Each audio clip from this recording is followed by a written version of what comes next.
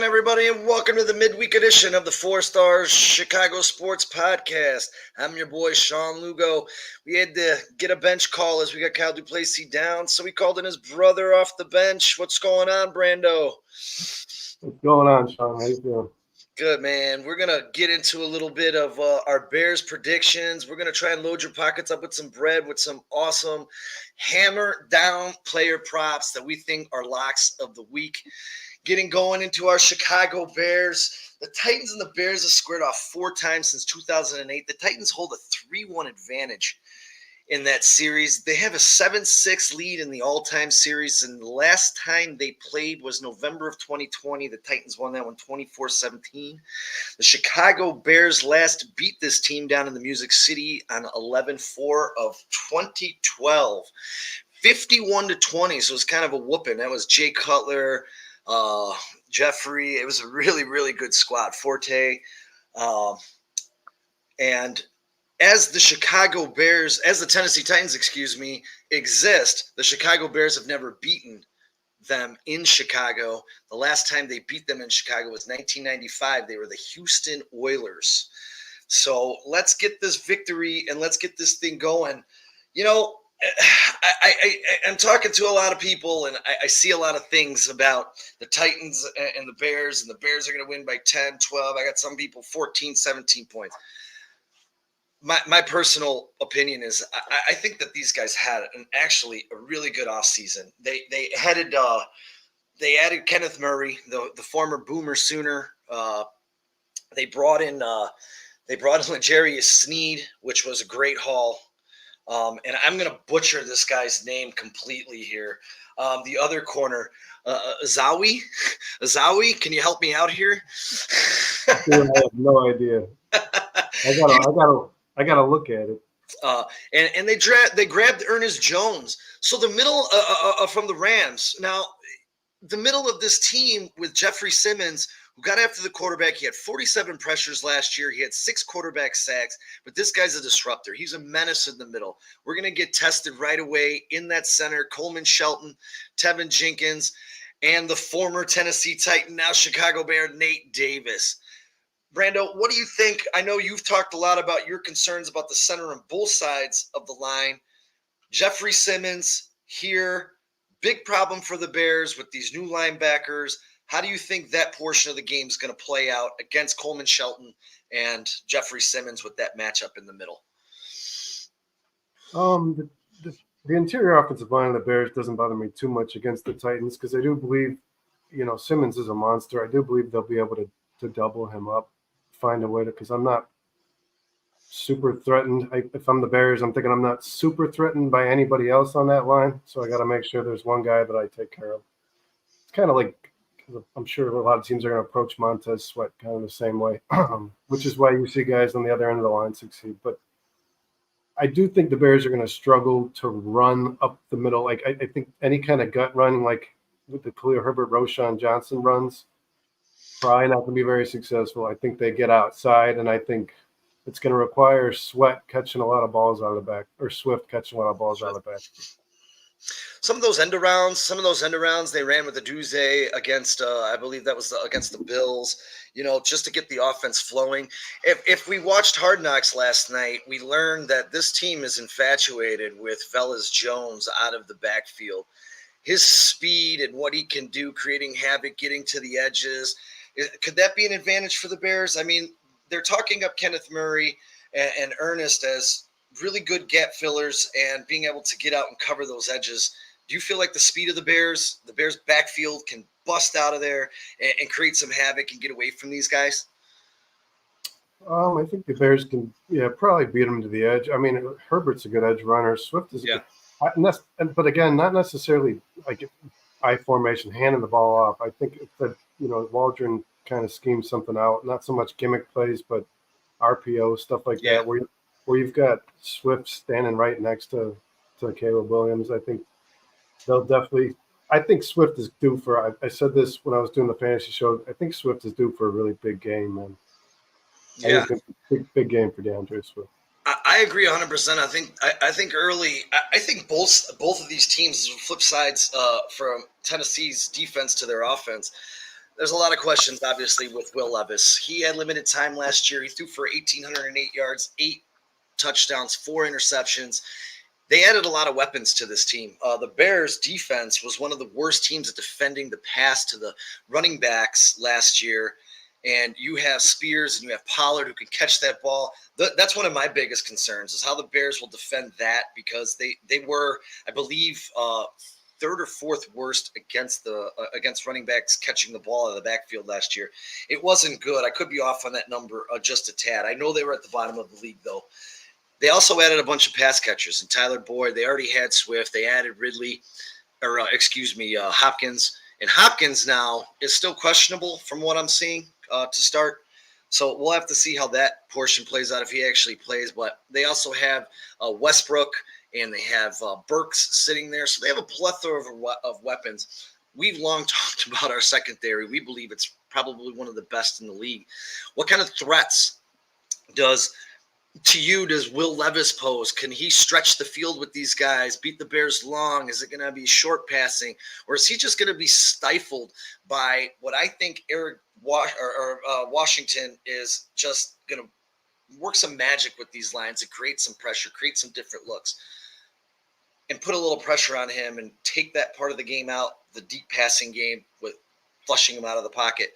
How do you feel about those kind of things with the Bears being able to defend all these multiple weapons? At sometimes they could have 3 or 4 deadly weapons on the field at a time.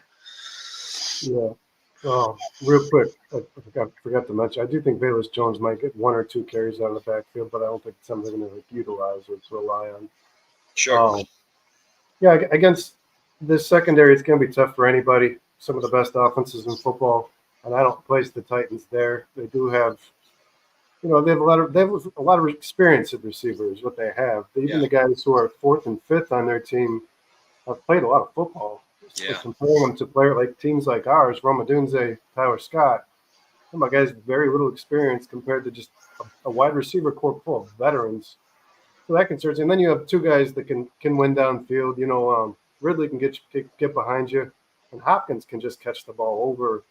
Honestly, guys, even at his age and with his health, he still does it. He catches the ball over the best corners in the league. I don't know if you watched the game last year where Will Levis threw 4 touchdowns, but 3 of them were to DeAndre Hopkins, and 2 of them were just prayers, man. Yeah. He threw the ball up there knowing he's got a guy that can still win the contested ball. But I do think they're going to take their shots for sure. I think they're going to play conservatively. I think they're is McConnell? He's an offensive head coach, right? Yeah. Callahan's their head coach. Bill Callahan. Yeah. I think they're going to take their shots, but I think they're going to try desperately to establish a run game, which probably isn't going to work against the Bears. So I agree with you, Sean. Levis is still young. They're going to be. I'm more concerned about those 2 backs catching the ball. Yeah. Really, and if Hopkins doesn't play, I hate Ridley being a number 1 on any football. Honestly, my biggest fear on this team is Tajay Spears. I'm really worried about him. He's a game breaker. He can catch the ball. He can do a lot of things. I don't think one guy's going to beat this team. If we flip to Caleb Williams here, I was reading about Denard Wilson and the defensive coordinator for Tennessee. And apparently he likes to do a lot of different kind of disguises on all the different levels and kind of come off and fake things. And Caleb Williams' first game here. I'm with you. I think it's going to be a big game for DeAndre Swift. I think it's going to be Roschon Johnson, Khalil Herbert, maybe Velus Jones, couple carries, couple specialty carries, maybe, whatever that is. Do you know anything about Denard Wilson yourself that makes you worried about his game prep for Caleb Williams? I don't know anything about Denard Wilson, to be honest with you. This might be the first time I've heard the name. I'm going to assume, though, this is a quality pass rusher or projected to be. No, he's their defensive coordinator. He's the defensive coordinator for the Tennessee Titans. Oh, where'd he come from? That I don't know. I don't know. Yeah, no, I don't know. I don't know that you see. This is the great thing about having the team that Poles put together around a rookie quarterback is because he's so new. You're probably even as good as Caleb's supposed to be and as high as he was drafted. You're probably not scheming against Caleb Williams so much as you are those pass catchers. I mean, you're going to need to focus a lot on covering these three receivers because I do believe Ramadunze is an impact player week one. I think he's going to be a guy that's tough to cover week one for sure. He's one of the best press release guys I've ever seen play football. So, and that's on a collegiate level, on a pro level, you name it. His ability to press release is just like nothing I've ever seen, man. So he's going to be a problem, and I think that's what if you're a defensive coordinator, you're thinking about those three guys: Keenan Allen, DJ Moore, Ramadunze. I don't know that you necessarily want to start to scheme for Caleb. I would guess the only heavy scheme for any rookie quarterback is just get pressure on him and try to disguise coverage. You know what Brian Flores does to a lot of young quarterbacks. Yeah. Try to make them think before they call the snap. You know what I mean? And now that Kyle checked in, I just looked that up too. Denard Wilson came. He was a defensive backs coach in the Ravens under Harbaugh and Mike McDonald. So he may have some things he learned over there in Baltimore. Oh yeah, he's probably going to be a good defensive coach, man. So we'll keep an eye on that. I really like where this Bears team is, and I don't know if you had a chance. I know you've had to work extremely long hours. Did you have a chance to check out Hard Knocks last night at all? No, I haven't. No. I heard that it was a lot about Velus Jones. There was a lot of praise for Velus Jones. I was just more or less just looking at the people they were cutting and the things they were saying about this team and the way that it kind of seems like this team, the believing that the start of the new era for the Chicago Bears is here. I mean, Brian Poles, when he cut Colbert, I mean, he broke down in tears on camera. I had to leave the camera and come back in. And he just said, man, this is the hardest part of the job because you fall in love with these guys. And every player that the Bears cut was basically begging the Bears to bring them back. Colbert's been on 6 organizations, and he literally said, this is the best organization that I've been around. Best management, best coaches, best players. I've never been this happy. And I was taking that like, man, this guy's been in 6 different organizations. He's been around the block, and this is what he's saying. This is what's been created here in Chicago. I think the Bears are going to come out. I want them to fire on all cylinders. Kind of way they ended the season on fire, minus the last game against those guys from up north. Firing all cylinders, getting after the quarterback. I think if they can get after Will Levis, Mayo boy, he's going to be in for a long day. He will be. And coming in, it doesn't seem as though there's a lot of fears that you have about the Bears dropping this game.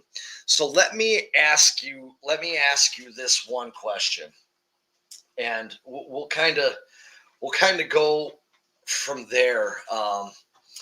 Real quick, Sean, what you were talking about, the player that you said was in 6 organizations. Yeah, Adrian Colbert. Colbert, yeah. Yeah, defensive back. But head coaches create cultures on football teams, is what it feels like. Really, on all sports teams.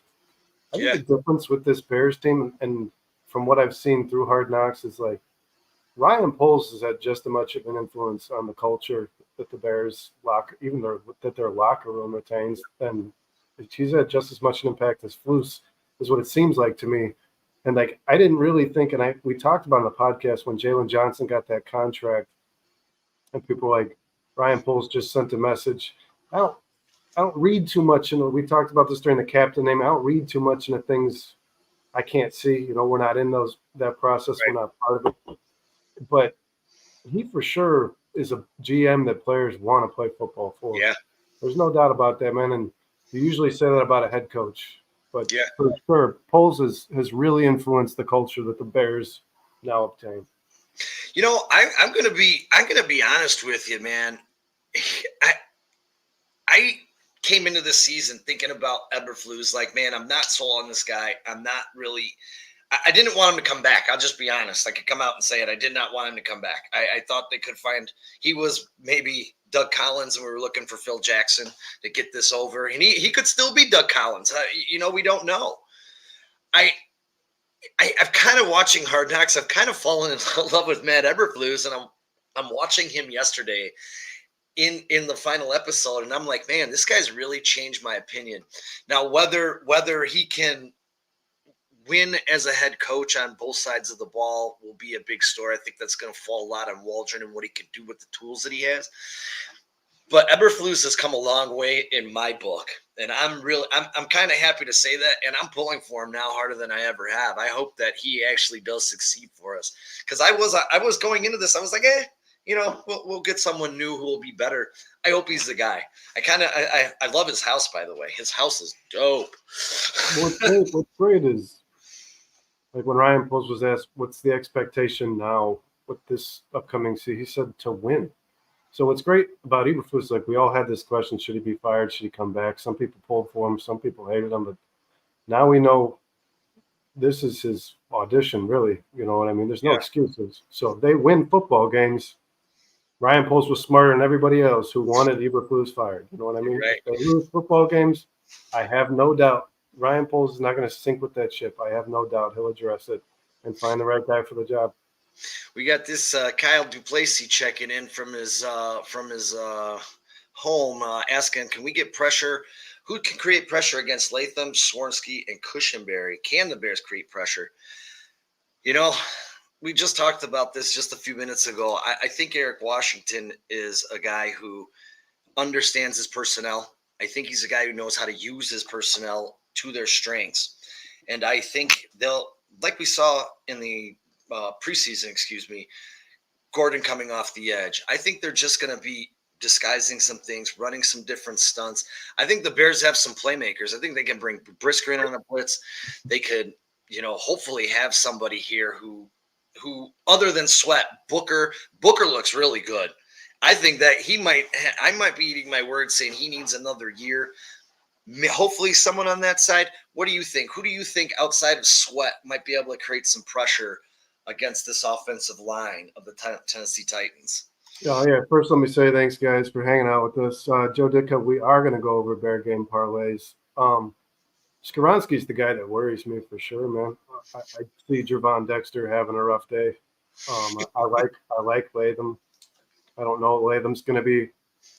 Like if Latham's against Sweat, good luck, rookie. You know what I mean? That's just, but I do like their interior offensive line got hella better, man. They improved it they just tremendously. So I do concern myself with our 3-tech as I had all last year. I think that Dexter will definitely take steps forward. That's a rough place to start. But the guy that I like, man, is, and I might be just biased. I'm a Bears fan and I'm hoping for more. But when I watch Darrell Taylor film, that kid gets after the quarterback, man. And that's all he's asked to do, which is the beauty of, like, I've said this for months on this podcast, just podcast in general. The Walker's biggest issue is not his production. He's good against the run. There's a reason the Bears are sticking with him. Right. He doesn't have a motor, man. He's gassed. So to go sign a guy who can relieve Walker and this just a pass rush specialist who's always going to have those fresh legs and be able to burst, and he doesn't put his hand in the dirt. He stands up. So if you're a defensive line that's expecting 2 defensive ends in a 4-3 set, it's gonna be a little different. You know what I mean? This guy's gonna provide a problem. So I like Darrell Taylor, man. I like Darrell Taylor to get a sack, maybe a sack and a half. That's the guy that I would see makes an impact in the pass rush for the Bears. Okay, I'm gonna go out on a limb here and say they're gonna pay a lot of attention if Latham is on Sweat. And I'm going to give the rookie Booker a sack in his debut game as a rotational piece, flipping out with Walker and Taylor on the other edge, because I think they're going to keep that side really fresh throughout the game. So I'm hoping anyways, and I'm hoping you're wrong. I'm hoping Dexter comes out. He has a big day, because I know there's a lot of people that are doubting his production and what he can do on this season. And it's with just cause. I get it. He hasn't been the guy. I did think he turned it on at the end of the year. He wasn't getting sacks, but he was creating havoc. He was getting in the backfield. He was causing a lot of disruption. If he can continue to do that, that's going to free up the edges too. It's going to help the secondary, because honestly, if we can't get pressure up front, the secondary will be left on an island, and these guys could pick us apart underneath. Hopkins knows where to go. Ridley, but getting into the backs, I mean, if we don't get that pressure up front, we're going to be in trouble. So the secondary can't do it all for as good as they are, man. Let's just say that. Yeah, this is like I said, I do think this is a tough team to get interior pass rush on. I agree. I agree. So we're gonna hit this up here, man. We've all talked about the dawn of the new era of the Chicago Bears football. The last 4 years, the Bears have produced a 24-44 record. We have a rookie quarterback that everybody is waiting to see this glorious day in about 4 days. Rookie quarterbacks that have been drafted in the first round that have started their first game over the past 20 years are It's 0-14-1. Before we get our predictions, well, Brando, I'm going to let you give your prediction first. Does Caleb Williams and the Chicago Bears, blessed as we may be, knowing everything that they put around him, Keenan Allen, Swift, Dunze, Moore, Komet, hopefully decent offensive line, and Nate Davis steps up in game one. Can the Bears buck this trend and beat this football team, and how will they do it? Yeah, I think they can. And I think, when you see trends like those, like the record you just listed for, 14-1 for rookies week one starters, the Vegas line is still 4.5 favored in the Bears' favor. So that's a big deal, guys. If the Vegas line is betting against really history, it says that this, and by 4.5 points too. So you got to think there's believers in this team and gambling in the NFL analyst world, players, coaches like this team. I'm telling you, see guys tweeting stuff like Tyreek Hill tweeting that Caleb Williams reminds him of him. It's like we know who he's talking about, you know what I mean? So yeah, I think they do. I think Caleb does get that first win in that category. I think the Bears beat them. I don't think it's a pretty game from either Levis or Caleb Williams. I don't. I think there's going to be some mistakes. I could see Caleb throwing an interception in this game, but I do think the Bears do enough to win it, and I do think that the Titans are behind the Bears. I believe that as well. We're talking about teams that have gotten younger. A lot of fresh pieces on this Titans team, a young quarterback in Will Levis. I still think they're definitely a year at least behind the Chicago Bears. They remind me of the Bears the year that Fields actually played okay, but the Bears only won 3 games. Mm-hmm. Fields does most of his damage running the ball, but they had a good corner, as do the Titans. The Bears had an offensive line that's getting better, still not, because you got some new pieces on this offensive line too. So I don't know. I don't think the Titans are there. I think the Bears are better. You can put their rosters on a table and compare them. So I'm going to go with Caleb Williams gets the win for sure, especially at home, man. And what's that final score? I'm going to say Bears 21, and I'm going to say Titans 13. I'm even going to give you guys this. I think Swift will catch a touchdown. I think Herbert will rush a touchdown, and I think Komet will also catch a touchdown. I don't think this is going to be a game where Caleb's going after wideouts. I think they're going to find the center of the field against this Titans weak safety duo. I do agree with you here, man, and I am very similar in my final score. I think that both sides of the ball, I think Will Levis has a new system with Bill Callahan coming in here. He's learning a new offense as well. Caleb Williams, obviously, first game ever in the NFL.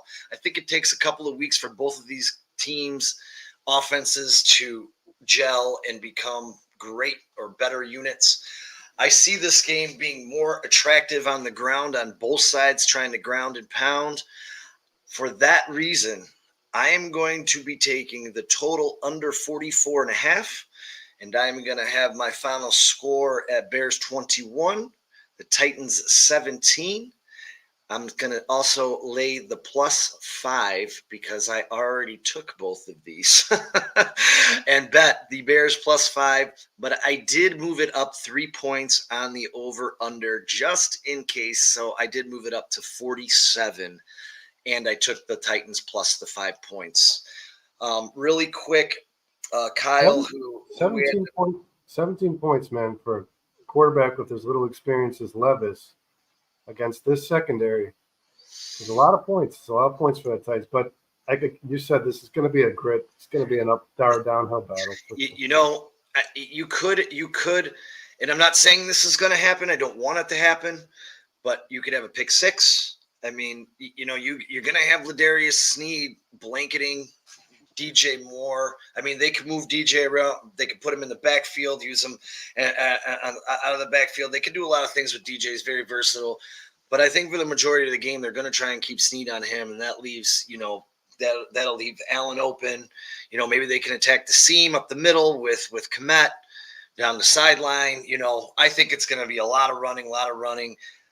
What I love about this game, man, for the Bears, we were talking about the defensive backs against the wide receivers, like which wide receiver could maybe break out. I love the defensive backs against Will Levis. I think they're going to make it really tough for him. They don't leave a lot of separation. They don't leave much room for error. And at the end of last year, man, they just started to hawk the ball. I could see 3 interceptions in this game for Will Levis. Would you agree, though, that would be a little bit tougher to accomplish if we're not getting pressure on Will Levis and he's able to stand in that pocket a little bit too long and find his receivers? Yeah, of course. I mean, any quarterback in the NFL is going to burn you if you don't get home. But I do think Sweat gets a sack. And like I said, I think Darrell Taylor gets a sack. I do think that, I don't know that the Bears are going to come out of this game with 4 or 5 sacks and be in the backfield, living in the backfield all day. But I think they put enough pressure on Levis. Levis is a guy, man, we were talking about this earlier. He likes to make his progressions. You can visibly watch him do it. So you see something in this guy, but he also holds the damn ball, and he gets his head taken off. That's the thing I love most about Levis is how tough he is. He sits in the pocket until a linebacker cleans him, and it's just like he gets back up and does it again. I don't know how long he's going to live in the NFL, but I'll say he's got some grit, man, for sure. He does. Before we flip the script and we get on, we got to call Kyle out of sickbay here. He did give us his prediction. Kyle has the Bears 24-13 over the Tennessee Titans. No Music City miracles on the lakefront this Sunday, according to us. And I am okay with that because I believe you're going to be there, Brando. I'm going to be there. Kyle's going to be there. And we all want to see Caleb Williams' first victory of his career in the dawn of the new era here in Chicago Bears football. I want to see his first tunnel run, this first run. I'm glad to be live to see Caleb's first game is pretty cool, man. Did you hear what he said he does every game before when he runs out of the tunnel in his press conference today? No. He said he runs out, he does a 360. He says, I look at the whole crowd, I suck it all in, then it's game time. I'm like, oh, that's pretty cool. Yeah, and his response to, I think it was actually Eric Washington talking, I don't remember who, asking him about pressure. And he said, I just don't feel that kind of pressure, like not pressure like in the pocket. I mean, like mental pressure. And he was just like, just don't get it. Yeah. He doesn't get that nerve. He doesn't get that's a huge thing for a guy who's coming in with the expectations that he almost needs that. You know what I mean? Who was it on the Chiefs that called him out for that? It was real quick, guys. Sean mentioned that I am going to the game, guys. I am going to go to the game. I do want to thank Brandon Trax for that. He was able to get me a ticket, Trax from CSP. I'll shout him out for sure because otherwise I would not be at that game. And you're also going to be at the Bears alumni tailgate as well. Yeah. With CSP. Oh, yeah. I'm not sure what time it starts, guys. What's the parking lot? I believe it's the Wabash parking lot. Wabash, yeah. And I believe it's 8:30 to 11:15. I'm pretty sure that's the time. So if you guys are around, I believe Jay Cuddy's going to be hanging out over there. And maybe Jim Miller be hanging out over there. You can come meet Brando. If you guys are in the South lot, Kyle and I will be in the South lot. We're going to be walking around badgering fans, asking for interviews and their thoughts on the 2024 season. And we'll throw you guys on the podcast on Monday as we celebrate Victory Monday. It's 8 to noon, Sean. Yeah, you were right. 8 o'clock.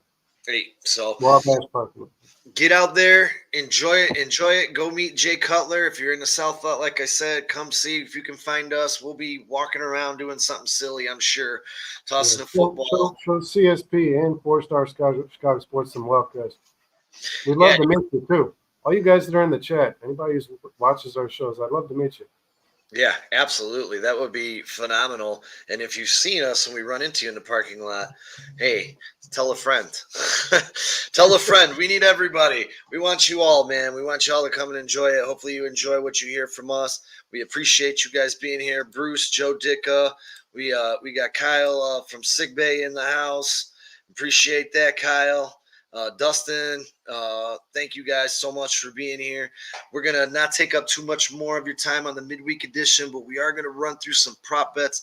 I do have one individual bet that I don't think is a terrible bet, and that's Will Levis in the Bears game over 8.5 rushing yards.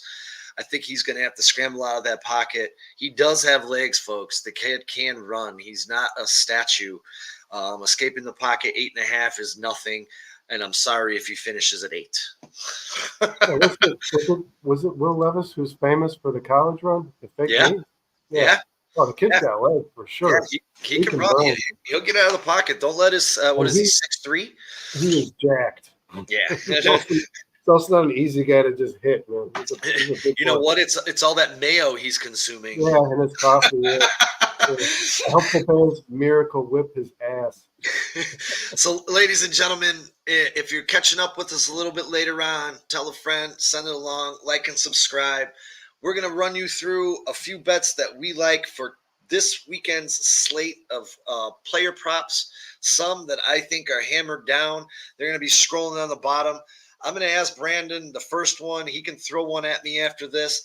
I got James Cook versus Arizona, over 88 rushing and receiving yards. Look, guys, he's going to have high usage. I think Arizona's offense is going to be able to score some points on Buffalo's defense. Last year, he hit this number in 5 of 8 home games, and Arizona gave up 143 rushing yards per game. They were dead last in the NFL. They did nothing to shore that up in the offseason. This is a dreadful defense. I think the Bills, not only James Cook, I think Dalton Kincaid is going to have a high usage number as well, target number, in this game. I think he's very, very high. I got a player prop for him in just a little bit.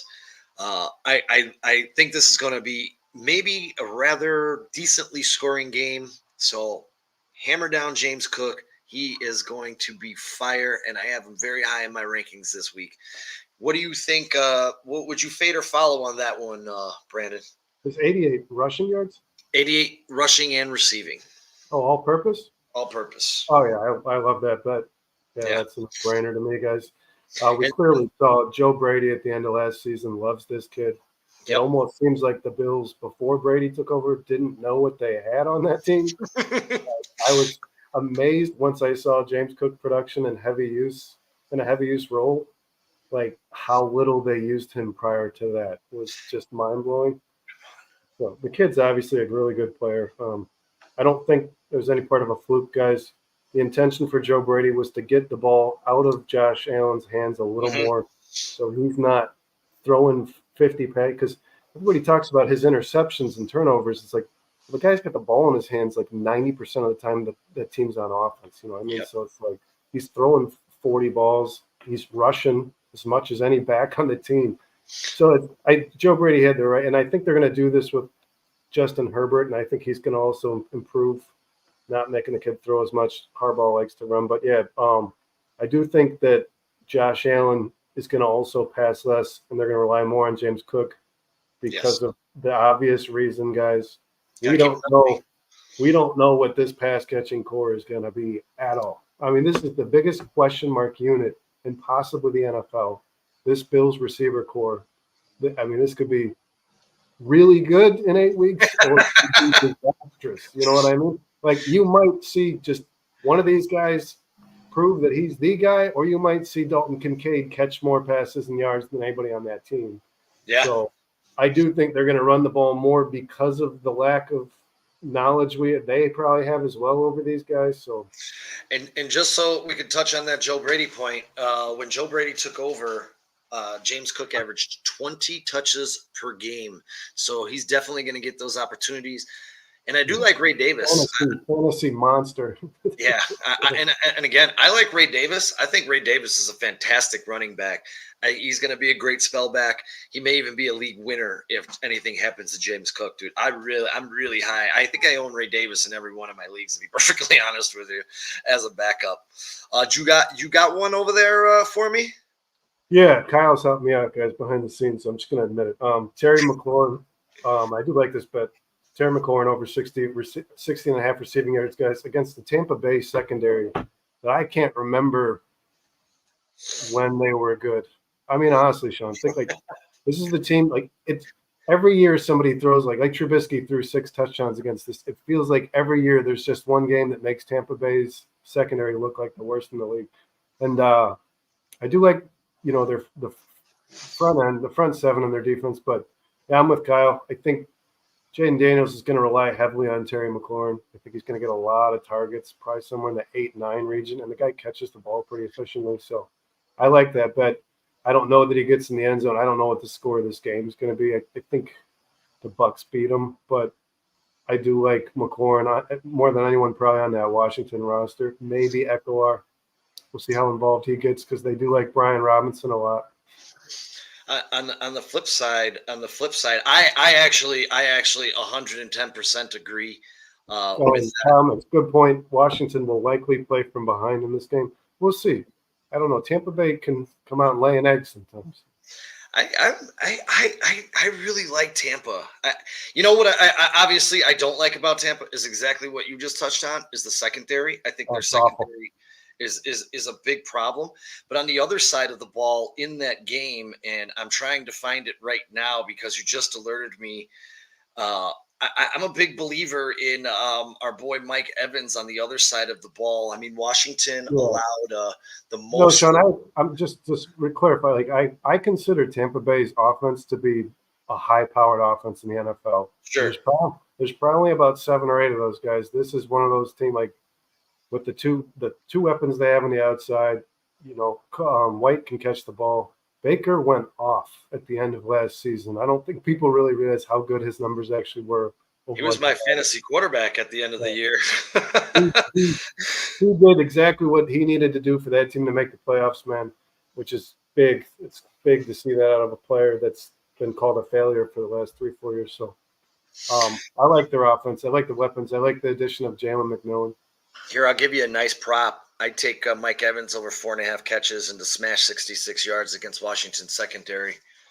So that on the flip side, that might be an interesting 305 game down there in the nation's capital.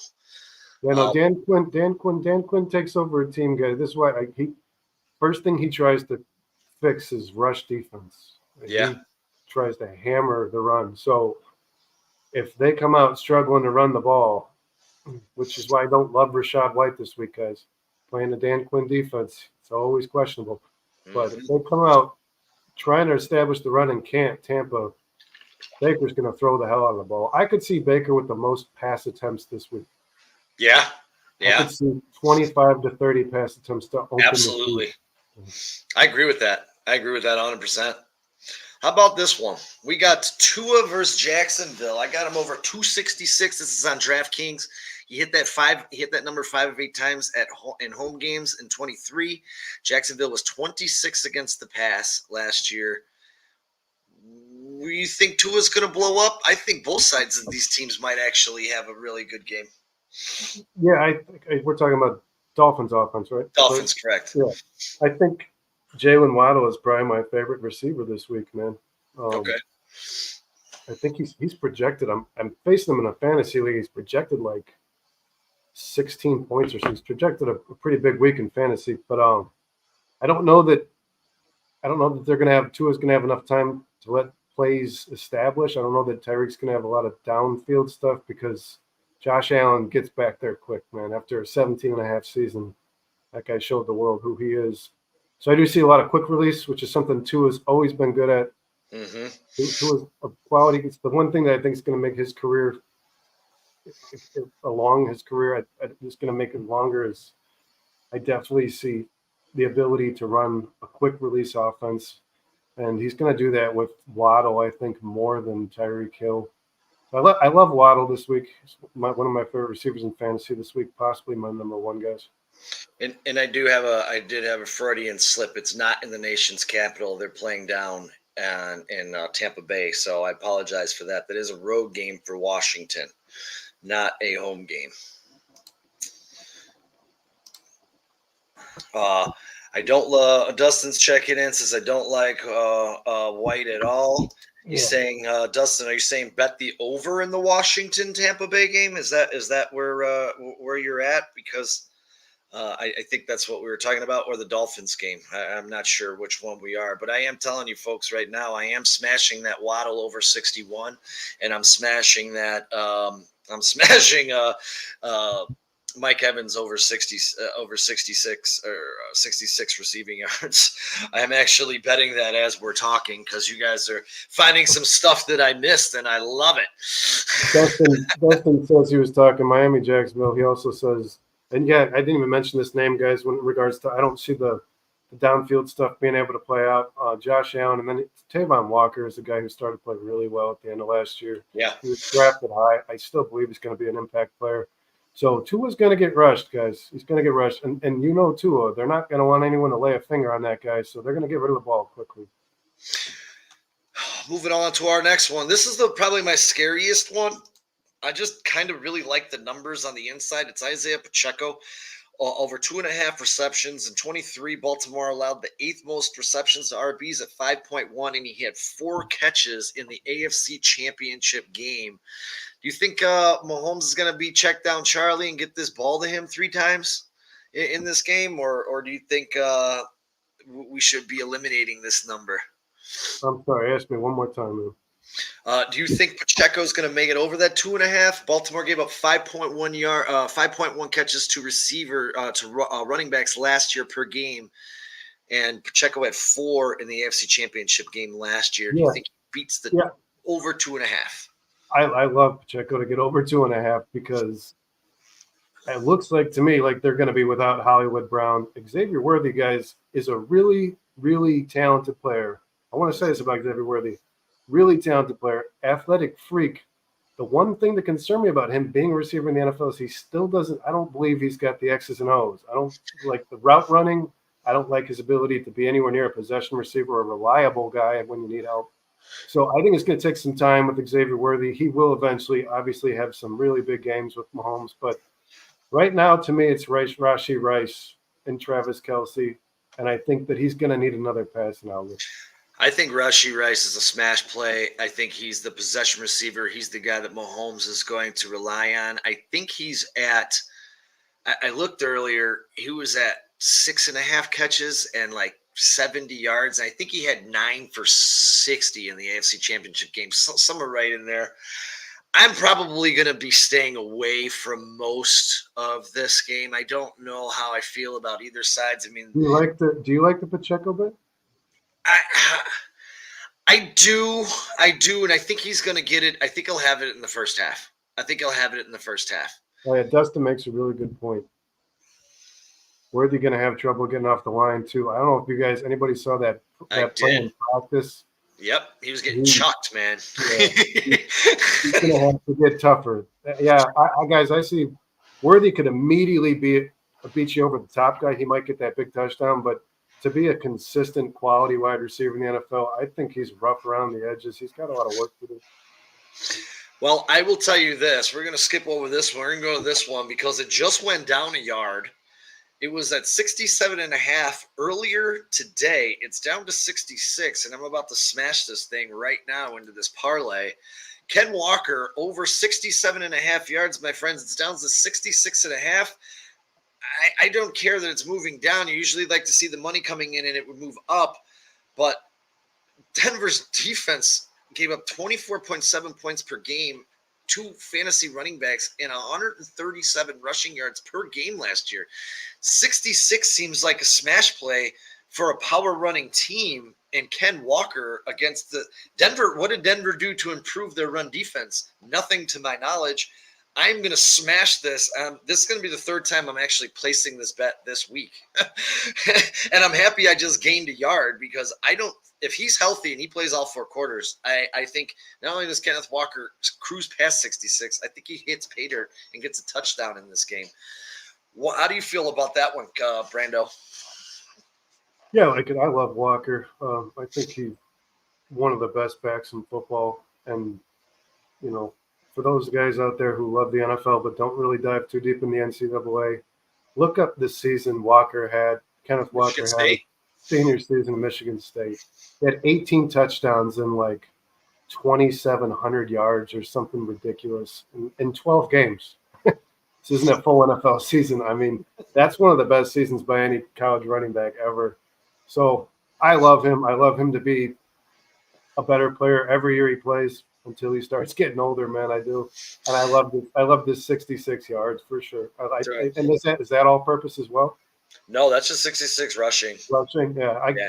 I think he'll definitely get over 66, maybe within the first half, man. And just so you guys know, I just smashed Jalen Waddle over 61 receiving, Mike Evans over 66.5, and Kenneth Walker over 66.5. I threw 50 on that 3-team parlay. The payback I got another one. 673. When you're ready, I got another one too. Go ahead. I got another one for you too. Go ahead. Sam Laporta, 53.5 yards against the Rams, guys. Oh, They lost Reynolds, who Goff really liked, and Jamison Williams to me again like a worthy. He hasn't played enough to be a guy that you can rely on. So I'm not going to worry too much about Jamison Williams when it comes to target share between Laporta, Amon-Ra, and Gibbs. So you're going to see a lot of targets. I would not be surprised if Laporta sees 6 or 7 targets in that game. This is going to lead me into my next prop. Thanks for the segue, buddy. We have Amon-Ra St. Brown versus the Rams over 80 receiving yards. He hit this mark in 68% of his games last year, averaged 94 yards, and in the playoff game, he caught 7 for a $110. How do you feel about Mr. St. Brown getting over 80, say right around 100 yards? I mean, all he has to do is get over 80 to win the bet, but I did bet this earlier this week. I put a 50 spot on it. I really like Detroit's offense. This is the highest over of the week at 51 as well, everybody. I think it's going to get really close. It was 24-23 in that playoff game, so it was just at 47. It was slightly under. It could get really close. I love the weapons. Just a couple of numbers. Matthew Stafford's 2 returns to Detroit. He threw 334 yards and 3 touchdowns in 21. Last year in that wild card game, he threw for 367 and 2 touchdowns. He has a healthy Cooper Kupp. He has a healthy Puka Nacua. He's got a healthy Kyron Williams.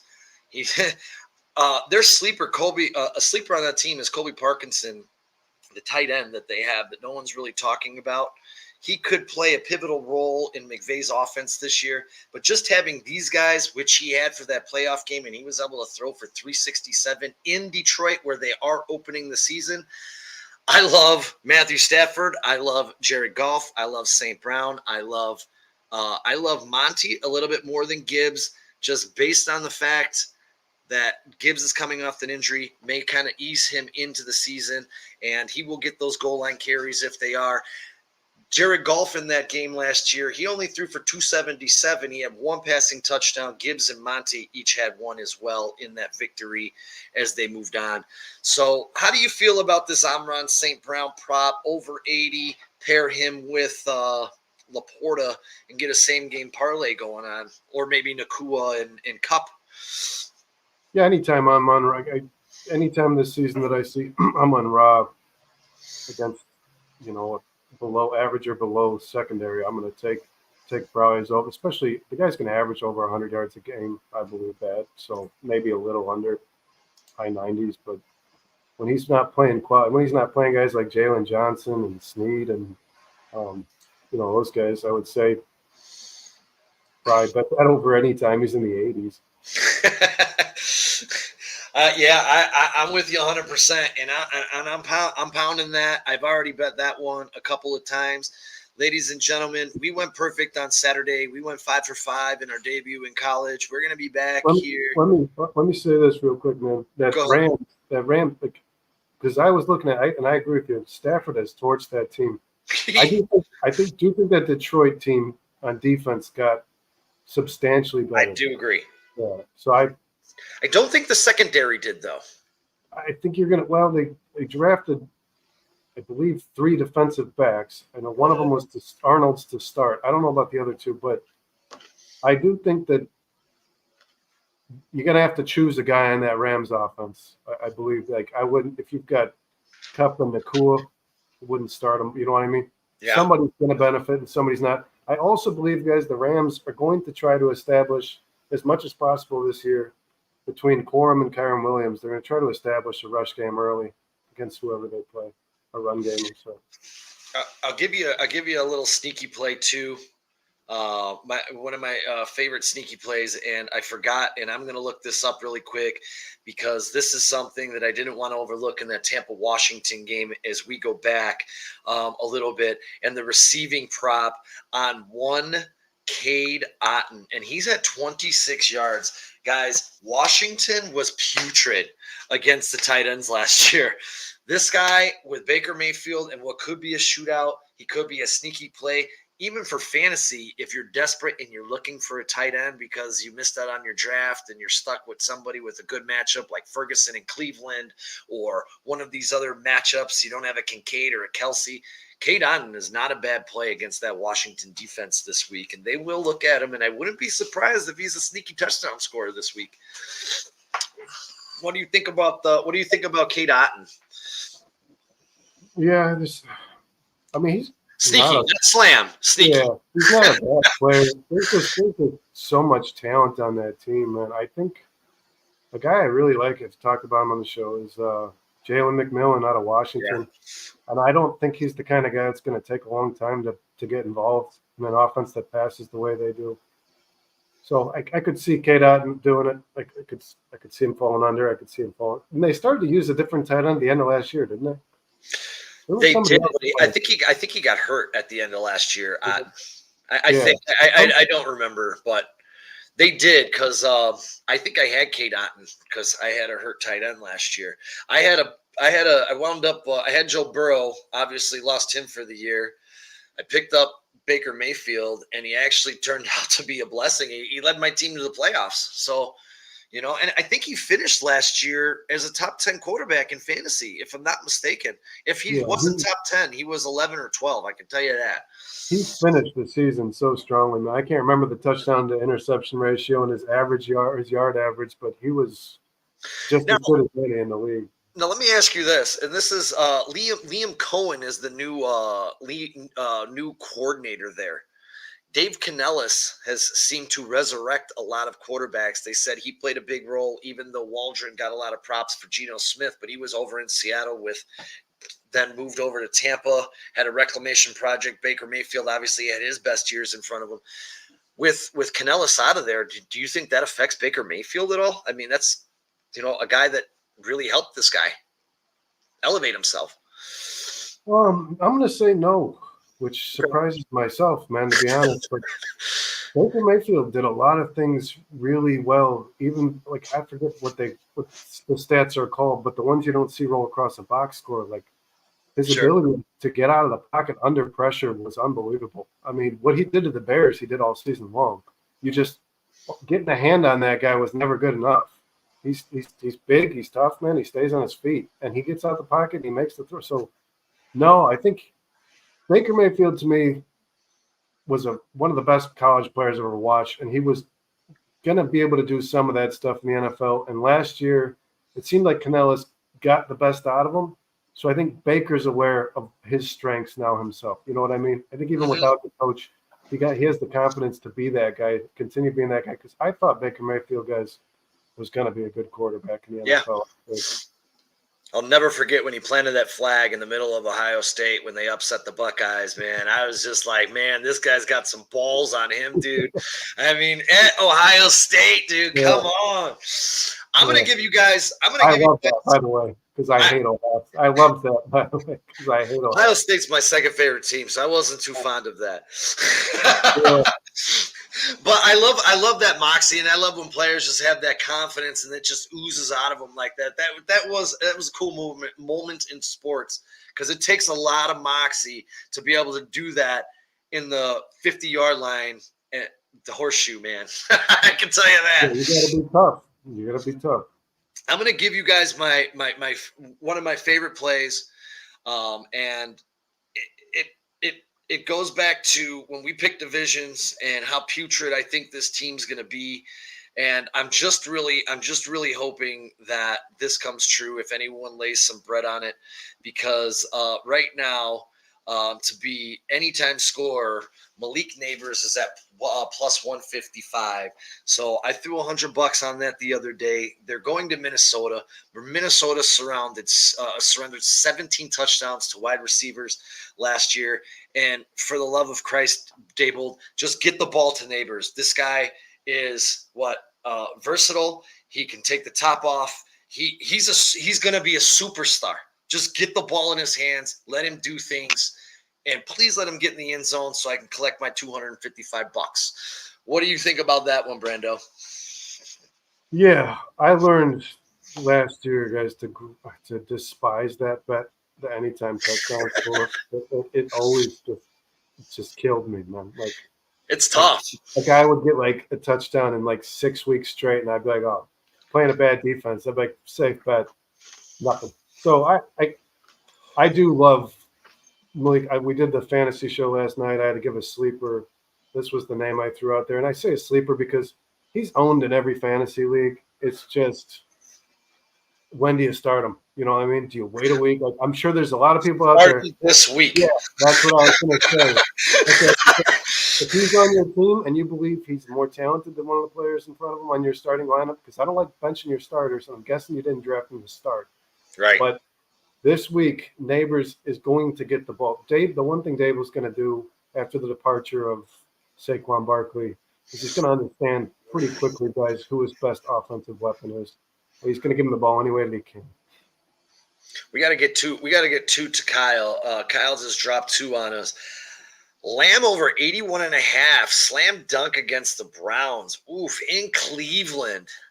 Eek. I don't know how I feel about that one. And I'm starting CeeDee Lamb in your league, Brando, and I'm really nervous about that this week. Well, you start Lamb every week. Well, you have to start Lamb. I'm worried about the production against a top defense. And if everyone remembers, I know the Bears went in there and we thought they were going to get killed because Cleveland was giving up 12 points a game at home. They were almost unpenetrable at home. And the Bears went in there, took the top off them. Then we had a lineman, Justin Jones, Garden, and Njoku, and it all went to hell. But nonetheless, we won't revisit that nightmare.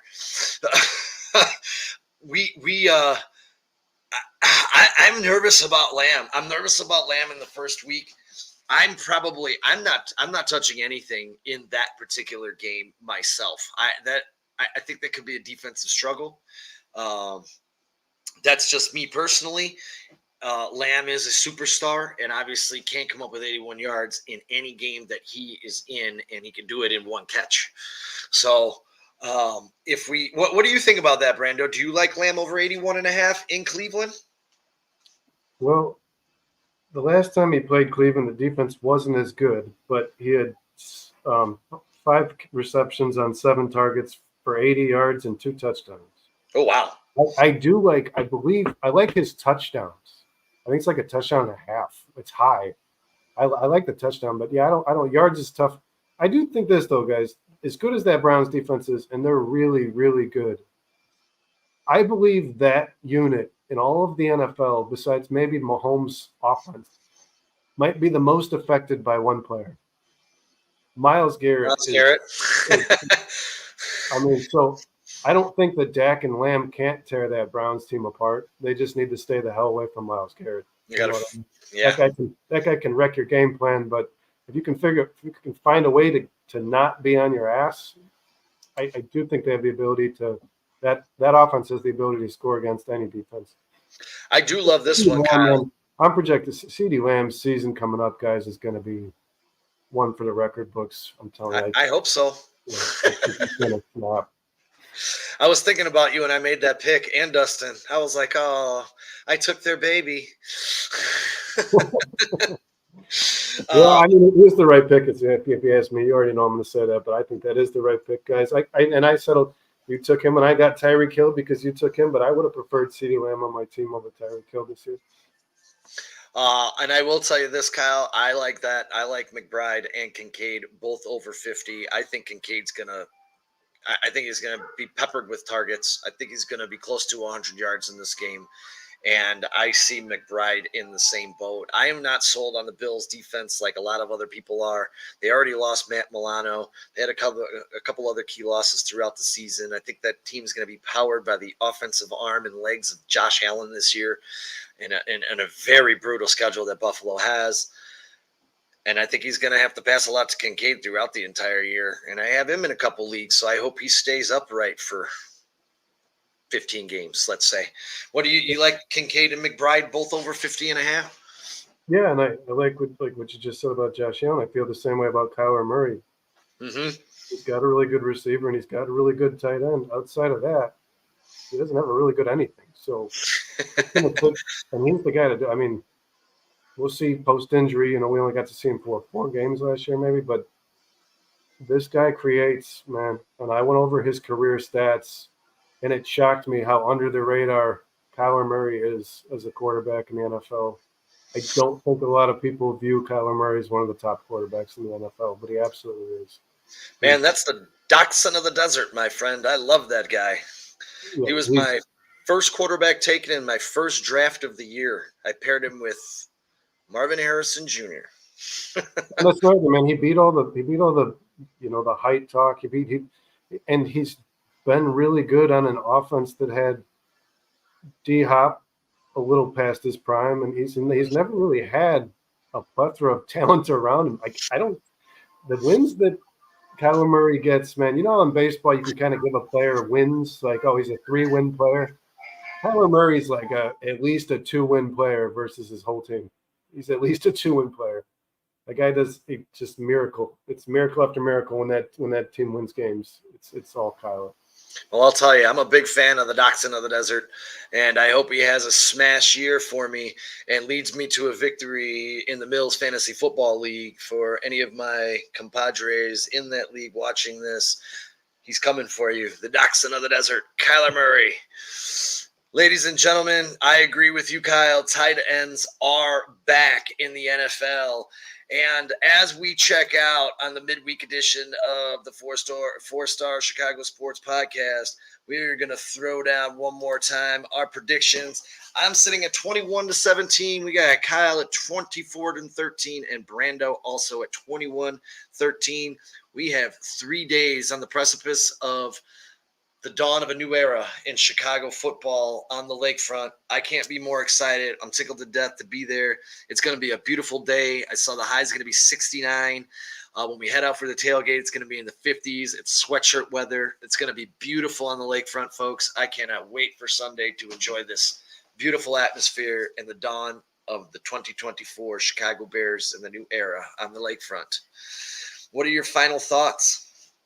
It's just, I'm dying for the Bears. It's gonna be a very slow couple of days here, but football tomorrow, man.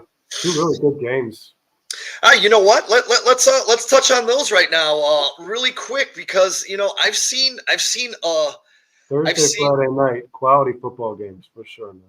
Well, I've seen a lot of different people. Just today on Good Morning Football, they were really separate on this Chiefs Ravens, who's going to win this game.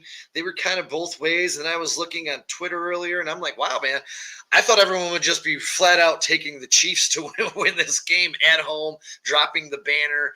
They lost last year to Detroit at home. Losing 2 years in a row at home to open the season seems a little weird for Pat Mahomes. Do you have them winning this game? the Chiefs or the Ravens? I have the Chiefs winning this game. It's in Kansas City, and like you said, the banner will fall. I like the Chiefs in this game, but yeah, I agree with you, Sean. I've seen a lot of Ravens pick, and Yeah. I've seen a lot of Jets over Niners. I don't Ooh. know, man. People do this though. People kind of forget. You know what I mean? They forget the year of last, and it's like, oh, like Aaron Rodgers is back, or like, oh, this is the Ravens' year, and the Chiefs. A lot of people are like treating the Chiefs like they just won. They're not. It's going to be different. Like I see people who don't have them in like their AFC Championship game. Guys, this defense was top 5 last year, and I Yep. think it got better. Yeah. They I gave agree. some weapons to the best court. Hollywood Brown's a reliable receiver, man. When it's hard to say that now when he's not healthy, but He'll be back. Rashi Rice finished the year strong. Travis Kelce might be on the decline, but he's still Travis Kelce. Yep. I mean, this is a quality Xavier Worthy's going to beat you over the top. Like I said, he's not going to be ready right away, guys, but he's going to beat you over the top. So I don't see the Chiefs taking a huge step back. That's damn sure. You know, they lost Snead, and I mean that's a pretty big loss for any defense. Do you feel that?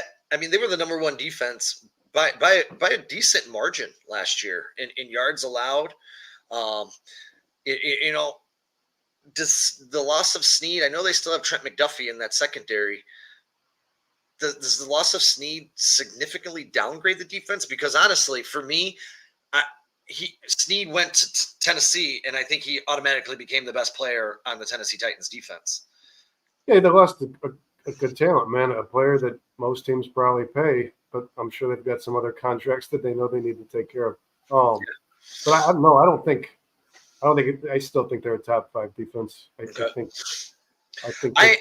I'm with you. I'm taking the Chiefs. I'm probably take the Chiefs minus the 3, and I'd be pretty happy with that. And I'd probably pair that with the line that continues to drop. The Green Bay. Ooh, I almost. God, I said their name. I'm going to throw up. The Philadelphia Eagles have dropped to 2-point favorite. They were at 3.5. It's dropped 1.5. There's a lot of money coming in on Green Bay. Guys, don't touch this game with a bet. I would touch the under 49. I would touch the under 49. Yeah, the under. Yeah, we talked about that earlier, Sean. Yeah. That's a bet you must place. You should probably slam that. A week 1 game in Brazil where none of these guys want to be. They've publicized it during interviews. They want the hell out of here. They can't leave the hotel room, so they're stewing. These guys just want to come home. It's week 1, always a little sloppy, right? Week 1 football. Yeah. I love the under on that game. I don't think either one of these teams plays really clean football. I'm gonna put you on the spot really quick. If we took the Bears off the Sunday slate, what game on that Sunday slate are you looking forward to the most to watch? On Sunday, well, I'm going to call myself biased, man, because the game that I keep telling myself I need to make sure that I'm somewhere for that game is you're going to hate this, man, but I love Jacksonville, man. I want to see Jacksonville and Miami. I want to see that game. But, I'm going to say this. You know what game I want to see?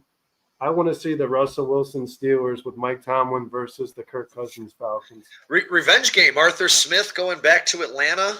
Yeah. I want to see that. I want to see, first off, I don't know. Russell Wilson is a really great fit in Mike Tomlin. I see him having a good season. Not phenomenal, guys. I'm not single. Pick him up in fantasy and start him.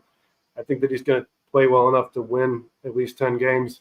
And I think Kirk Cousins is going to do his thing, at least statistically. You know what I mean? He's going to air the ball out. He's going to make Kyle Pitts a much better player. So that's a game I'm excited for sure. I'll be honest. Before anything, Dustin says Jets at Niners. I am really looking forward to that game. I'm also that would have been, we said Sunday, but yeah, Sunday. Yeah. We talked about this, both sides of the ball. I am actually looking forward to seeing the debut of Jaden Daniels, and I want to see what this kid can do. I don't mind Tampa. I actually love Raymond James Stadium. I love the cannons. Boom, boom. Yeah. I like Baker, man. I like Baker's a fun player to watch. Yeah. He's a fun player to watch. all in all, I think there's some really, really fun games. We got Trax in the house. What's going on, Trax? How you doing, bud? We just talked about the tailgate coming up on Sunday just a little bit ago. Correct us if we're wrong. You guys are heading over to the Wabash parking lot, and you will be hanging out with Jay Cutler and a couple of other people, and that starts at 8 a.m. to noon, I believe. Yeah, and then catch my man Sean here tonight on Chicago Sports Podcast as well at There 9 it is. p.m. 2200 South Wabash Avenue. Get there. Come check out Tracks. 4-Star Chicago Sports will be there. Chicago Sports Podcast will be there. There'll be some celebrities there. As we said, we'll be locking it down on the South Lot. We'll be interviewing some people. Right now, Jay Cutler is iffy. That doesn't surprise me at all because that sounds just like Jay Cutler. But there is a more popular quarterback there. Jim Miller, my man.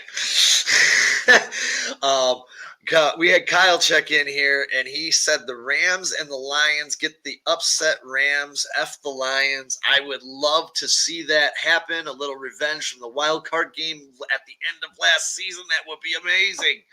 That would be amazing. We're gonna pop over to CSP. We're gonna talk a little bit about Hard Knocks, and we are gonna do some smash fantasy starts. I got a great list for you guys. We're gonna back up some of the stuff we talked here with some greater numbers, get a little bit more in depth.